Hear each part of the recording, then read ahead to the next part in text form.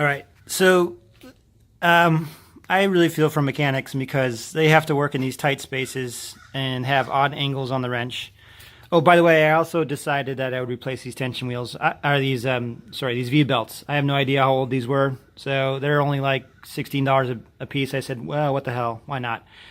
So one of the first things you want to do if you're going to replace those V-belts is down below, and this is a giant pain in the ass. You can see here that there's this metal plate that attaches this very, very heavy motor. I don't know what this motor weighs. It might be 75 pounds. I mean, this whole machine weighs like 500 pounds, so a lot of that has to be in this this induction motor. So you actually have to put pieces of wood underneath the motor first, and then you loosen up these screws and try to lift the motor up a little bit to get some of the tension off these belts right here.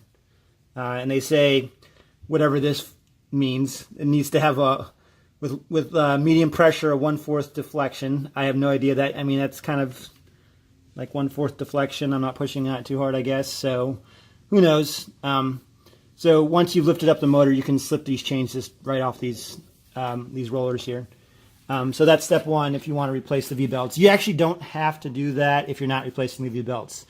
However, you do need to detach this bolt right here. So you get in there with an Allen wrench. Luckily, they give you enough room. That wasn't as hard to get at as trying to get these freaking bolts back here. I mean, imagine how hard it is to get back on that one way back there with a wrench. It's not fun. So maybe there's some kind of specialized wrench for that, but it took me like 30 minutes just to do that, to take off 4 bolts. So you want to take off this tension spring here to get this wheel off. So you want to take off that bolt, or loosen it at least. It's actually attached to that metal arm we discussed earlier. And then there's also another bolt right here that attaches the contact wheel, and there's actually, you can see back there, there's another gear attached to that, so that rides there. So you have to take that all off. You don't have to take off these sprockets, these gears. They just, unless we're replacing, which we're going to be doing. So let me put this down for a second. So I'm just taking off this bolt right here that goes all the way back through these gears, and there's a ball bearing in between, and I'm just loosening it up with this Allen wrench. The whole thing slides off the arm. So it's very good to take photographic evidence as you're doing it, so you can remember the exact order all this stuff comes back. So there's that bolt. You can see it's got a ball bearing that sits here. We'll put it stop for a second so I can find that sucker. All right, so we'll set that aside. I'm actually replacing that entire kit and caboodle.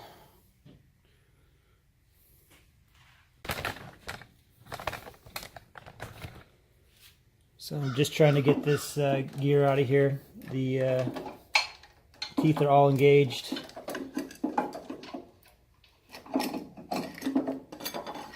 And here's that. So you can see this has got a ball bearing in it too. Spins around there. It's attached to this arm here. By the way, this arm is actually attached to the casing in the machine. So that whole bolt goes through all that, through this gear, all the way to the back there. All right. Now I'm going to take off that contact wheel.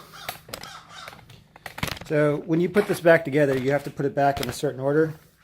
I don't even remember what it is. I think I had to try 3 times to get the order right because, you know, things are going to get in your way. So, and actually, now that I think about it, I might have to take these belts off. Well, we'll see.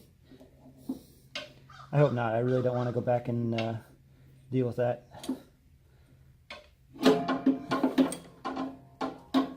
So this contact wheel is also attached to that metal arm.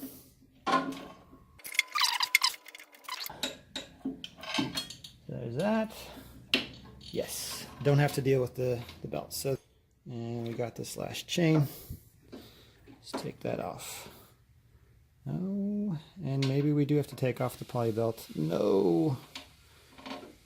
Okay, well, come back to me in 30 minutes when I deal with that issue. So yeah, you're gonna have to take off the poly belt anyways. What a pain. All right. Mentioned you want to first take some pieces of wood. Maybe don't use this beautiful exotic hardwood that I'm using, but this is the stuff I have on hand right now. I guess I like expensive wood. What can I say?